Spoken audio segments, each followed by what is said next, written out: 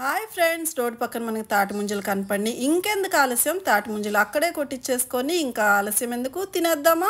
ఇంకా ప్యాక్ చేయించుకొని ఇంటికి వచ్చేసాము. నీకో తాటి ముంజ, నాకో తాటి ముంజ. అబ్బబ్బబ్బా ఎంత స్వీట్గా ఉన్నాయో, భలే టేస్టీగా ఉన్నాయి ఫ్రెండ్స్. మీరు కూడా ట్రై చేయండి ఈ సమ్మర్లో. మారిపోవే ఈ క్షణం స్వయం వరం, ఇవాళ సంవరం. ఈ క్షణం స్వయం వరం, ఇవాళ సంవరం.